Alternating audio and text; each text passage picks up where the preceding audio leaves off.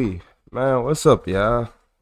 It's our favorite supervillain in the video. And look, y'all need to watch what y'all eating. Like, if you trying to eat healthy, just look at the ingredients and actually look them up on your phone, and you will be so surprised. I tell everybody this. Like, it's so much, like the flour you use, the bread you eat, the whole chips. If you like chips, just go ahead and start reading some of that stuff, and yeah. But look, in this video, a mass killer realized he got caught a decade later.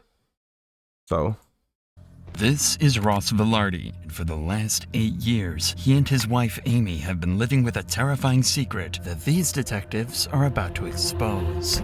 I got assigned the case about the homicide that happened in Pendleton in 2015. We'd like to talk to you.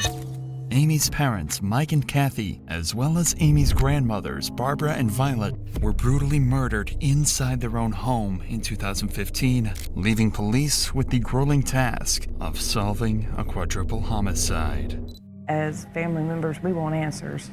But unbeknownst to everyone, Ross and Amy were the killers all along. Oh. We're not here because we think you did it or you might have did it. We know you did it. It's piling up, Ross. You don't want to roll the dice on this, I'm telling you. On November 1st, 2015, Mike and Kathy Scott, alongside their mothers, Barbara and Violet, were found brutally murdered in their trailer home. Everyone was found with similar injuries, a slashed throat and a gunshot wound to the head made after they died. They were also found with knife wounds on their hands, indicating that each victim had tried to fight back before being killed. There were even bloody handprints on the doors and walls, showing that someone had even tried to escape after they'd been stabbed. The terrifying scene inside the trailer home would go completely unnoticed for the entire day, until, according to Amy, she went to check up on her parents and found them lying dead inside their home. And at around 12:30 that day, Amy decided to call 911. 911 was location of emergency. Oh my God, I need somebody out here. What's going on? Oh God. There's 4 people.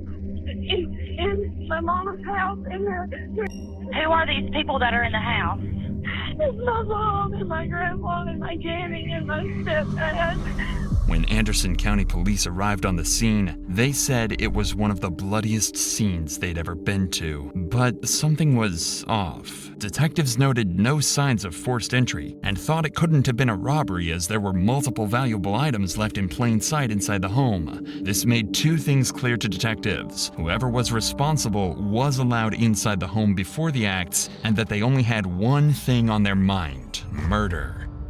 It seemed like this case had to have been committed by someone close to Mike and Kathy, but with insufficient evidence, the case slowly went cold, allowing Amy and Ross to get back on the streets and live their normal lives again for years to come. The police always had their suspicions about this case and were never comfortable letting it stagnate. Amy's Facebook page showed that she constantly had fights with Kathy and Mike over her children, often calling them narcissistic, emotionally abusive, and disrespectful. What's most disturbing was a video of Ross and Kathy's fighting found on Amy's page, where Ross says something that would come back to haunt him forever. Why don't you have Grandma come out here real quick? I don't think your grandma wants to deal with this trash. I'll show you, stop. Yep, see ya. Oh, In addition to this eerie statement from Ross, police found something that seems damning. They discovered a photo Mike had sent to a coworker just 2 days before his death, a couple of $100 bills. And inside Amy and Ross's trailer was a neatly organized stack of $100 bills, exactly the same serial numbers as Mike's. At the time, this was all treated as circumstantial, but slowly more coincidences would begin to line up that gave police enough reason to suspect Amy and Ross as potential killers.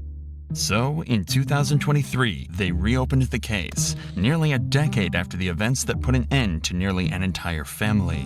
Detectives started by launching a series of interviews with Mike and Kathy's closest peers to try and get a better picture of Amy and Ross, and see if they might have been responsible after all. They begin with Mike and Kathy's neighbor, to learn about Amy's relationship with her mom, and if he saw anything the day of the incident. With the daughter got they didn't do this back then. And kept the children from Kathy. So tell us about that. It seemed that they really tried to help Amy a lot. And Mike and Kathy, they really took care of the kids. And it broke Kathy and Mike's heart. She just really missed the kids, and two older ladies that lived there. They were used to kids coming in and out. You think Kathy was afraid at all of Amy and Ross? No, she never expressed that. But it was always the talk of the area that Mike would go to flea markets and he would get some kind of video games that he collected. There was a good resale market for them, and that he would buy any old jewelry that had some gold in it. It was always a rumor that he kept a lot of cash and gold stuff around. Not only did Mike collect jewelry and other rare memorabilia, but it was well known in the community that Mike always had a large sum of cash with him because he feared putting money into the banking system. This made Mike a large target, especially amongst those who knew him well. I hate people like that. I think you got to be I always praying on people, but they always down on their luck. Women. The thoughts that somebody came in and killed those people, I still have nightmares about that. This tells detectives that the murder could have been done for financial reasons, especially since this fact wasn't a secret at all. Couple this with the fact that Mike's money was currently sitting safely inside Ross and Amy's safe at home. A picture is starting to form of what might have actually happened that night. But still, nothing is certain at all, and police next head to Roxy Voorhees, an ex-employee of Amy and Ross's, who worked at their pet grooming business during the months leading up to the crime. Roxy had spoken to Amy almost every day for months before the incident, so if anyone had some information to give, it'd be her. And they were exactly right. What they found was so sinister, it blew the case wide open. Ross had made a joke and said, do you want me to It was a joke at the time. Right. Then later I was like, holy, I'm glad I didn't say yeah. That their grooming business wasn't as successful as they claimed it was. Based on bank records collected by police, Amy and Ross's proven income in 2013 was $25,622. However, in 2014, Ross spent $14,200 on a Ram truck, $5,700 on a Mustang, $10,000 on a Harley FXE, and another $5,000 on a Harley XL. Close to $35,000 on luxury purchases, but an income of just $25,000. Oh, this is why it took so long. So they just watched him for the years, seeing what he was buying, seeing how much money he was going to build up, and just basically all they did was just wait. They made themselves criminals. You probably could have got away with it. Like, you could have been, you know, that old TV show Almost Got Away With It? He could have been on here, but they had to overdo it. You only made $25,000 and you, okay. With these poor financial decisions, the couple needed money, and they needed it badly. In 2014, their business fell short, making just over $3,000 for the entire year. Things were bad, and they were on the brink of bankruptcy. So when the cops found $67,000 in cash hidden in their home, they knew something seriously strange was going on. Ross claims that he'd been saving the money for years, but detectives don't buy it at all. They're certain that, at a minimum, Ross and Amy had to have stolen from the house on the day of the murders. But to some extent, this was all known about 8 years ago, and it's still all circumstantial. For all the cops knew, Amy could have noticed the dead bodies in the trailer and grabbed the cash out of desperation before calling the police. So there had to be something that set this investigation apart from the one back in 2015. However, this case would take a complete 180 after detectives would find their most blatant, crucial piece of evidence yet. When going through all the CCTV cameras throughout the town on the day of the murders, police found footage of Ross walking out of a gas station that night. Nothing is suspect at first, until you look a little closer. The shoes he's wearing are Asics Gel Speedstar 5s, a model whose sole design just so happens to perfectly match the bloody footprints that were found inside the trailer. This claim was even confirmed by the shoe company themselves, and the pattern is unique to this specific model, making it clear to detectives that Ross Villardi is a cold-blooded killer. All the evidence had come together. The abundance of cash in Ross and Amy's home, Mike's $100 bills in Ross's safe, identical shoes to the killer, and an ugly past with Mike and Kathy. Police now believe they have everything they need to charge Ross and Amy with the murders. So, on December 11th, 2023, they decide to confront Ross and Amy at their new home to finally uncover the truth about that night once and for all. I think y'all had got married that year, is that right? Correct. In 2015? Yes, October 24th. The 24th. That would have been what, about a week or so before? We had just gotten back from my mom and dad's. She went to knock on the back door, but the back door kind of just like was already cracked open or something like that. And that's when she apparently found the scene that she found. She went bolting back out of the house. I think she called 911 before she called me, if I remember correctly. So you didn't go over to the other trailer? No. Or to Mike and Kathy's trailer? Correct. I never went in that trailer that day. So after you last seen them, you never went in their place again? Correct. Correct. Yeah. The detectives are baiting Ross into a trap, as they know based on the footprints that Ross did without a doubt step into the house on the night of the murders. Later on, they'll be able to confront Ross about these blatant lies in hopes they can shock him into... That's another kind of red flag that I had as I was trying to just replay like events leading up to the homicide. Should I have seen something? You're just starting out with this. If you were us, what would you do? What do you think happened there, Ross? He's the first gentleman that's asked me that. TV shows that I watch always say, follow the money.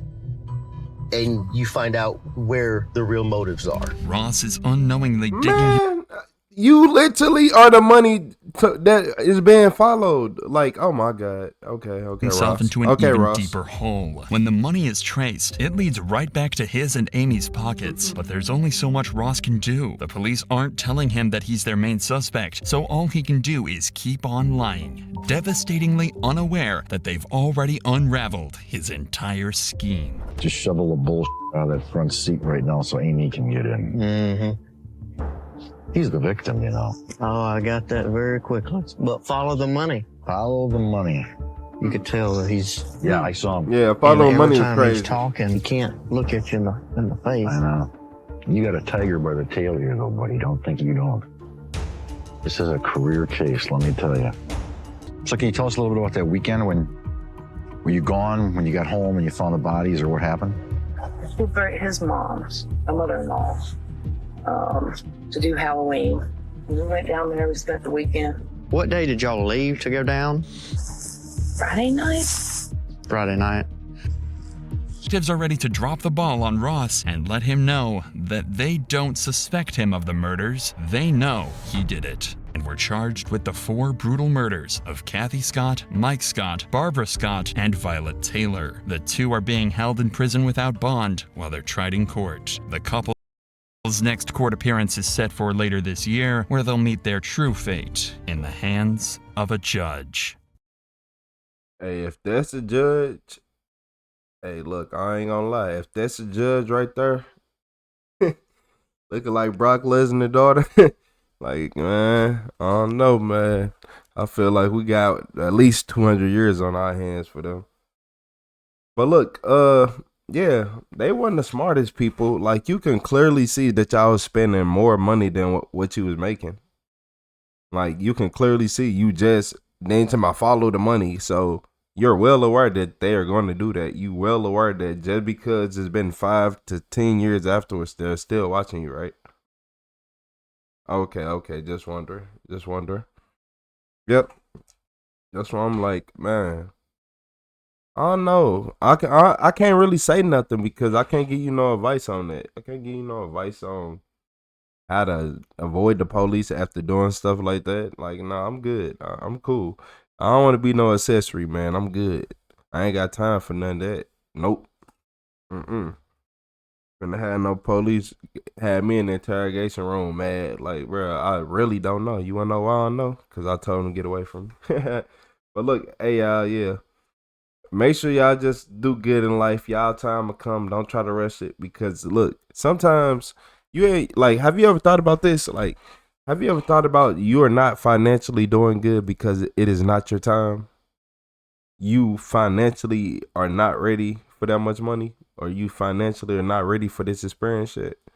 Like, have you, well, not even just financially, like mentally, like you financially and mentally, all that will go into one and you'll understand what I mean. Because money don't mean nothing and it's all fake and not real.